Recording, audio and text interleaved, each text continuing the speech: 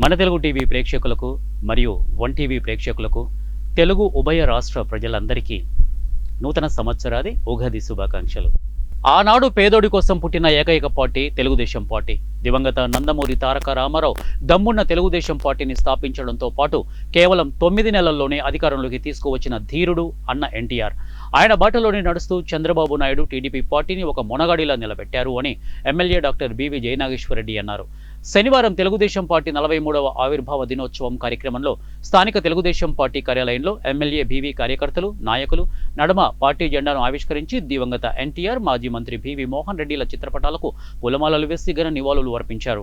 అనంతరం పార్టీ కార్యాలయం నుండి సోమప్ప సర్కిల్ వరకు నాయకులు, కార్యకర్తలు కలిసి భారీ బైక్ ర్యాలీ నిర్వహించారు. ముందుగా తెలుగుదేశం పార్టీ సీనియర్ నాయకులు, కార్యకర్తలను ఎమ్మెల్యే శాల్వా, పూలమాలలతో ఘనంగా సన్మానించారు.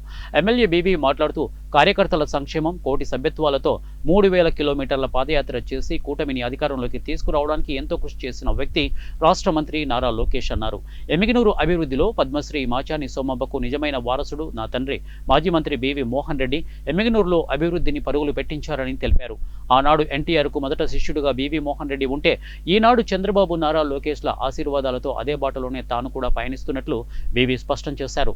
గత వైసీపీ రాక్షస పాలనలో ప్రతి కార్యకర్త ఇబ్బందులు పడ్డారని, ఆ ఇబ్బందులు లెక్క చేయకుండా కూటమి ప్రభుత్వాన్ని అధికారంలోకి తీసుకురావడానికి కార్యకర్తలు ఎంతో కృషి చేశారని చెప్పారు.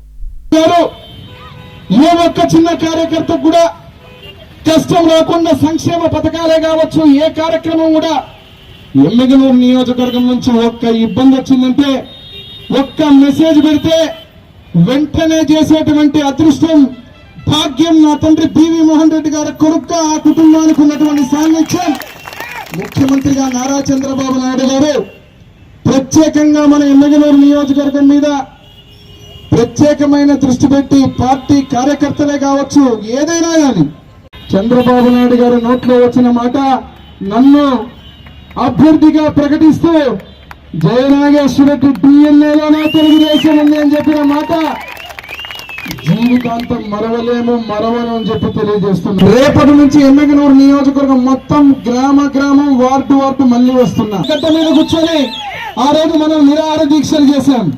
చెప్పాం ఆ రోజే, సార్ మీరు తొడగొట్టి సవాల్ చేశారు, ఖచ్చితంగా రాష్ట్రంలో మన ఎమ్మిగనూరు నియోజకవర్గంలో